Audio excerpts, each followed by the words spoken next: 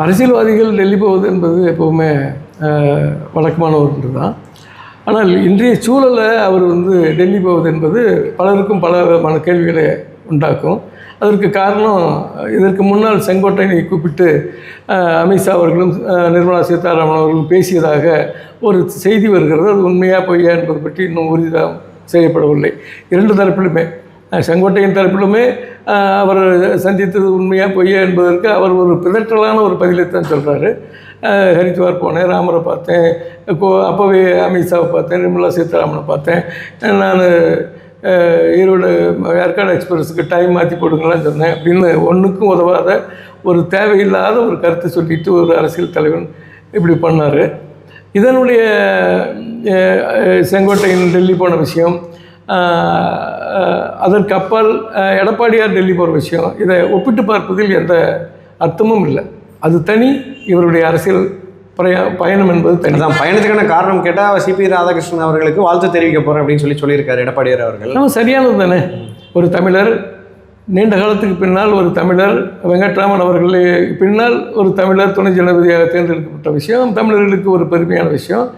அதை ஒரு தமிழ்நாட்டினுடைய முன்னாள் முதலமைச்சரும் இப்பொழுது இருக்கின்ற எதிர்க்கட்சி தலைவருமான எடப்பாடியார் அவர்கள் வாழ்த்து தெரிவிப்பதில் என்ன ஒரு புதிய விஷயம் ஒன்றும் இல்லை. அது வழக்கமான ஒன்று தான், மரபுப்படி தான். அது ஒரு கூட்டணியில் ஏதாவது மாற்றங்கள் இருக்குங்களா இப்போ அவர் டெல்லி பயணத்தினால?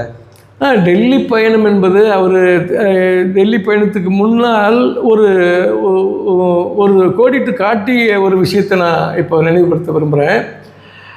எங்களுக்கு வெற்றி பிரதானம் அல்ல, ஆனால் எங்களுக்கு மானம் பெரிது அப்படின்னு சொல்கிறார்.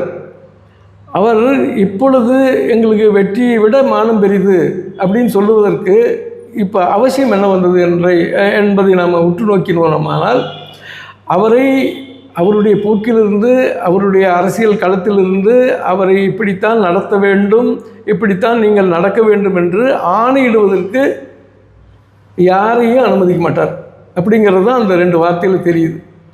ஆனால் நன்றி மறப்பது நன்றன்ட்டு நாம் ஜெயலலிதா அம்மையார் இறந்த பிறகு ஆட்சியை காப்பாற்றி கொடுத்தது பாரதிய ஜனதா கட்சி தான், அவங்களுக்கு நாங்கள் நன்றி உணர்வோடு இருப்போம் அப்படின்னு சொல்லியிருக்காருங்களே.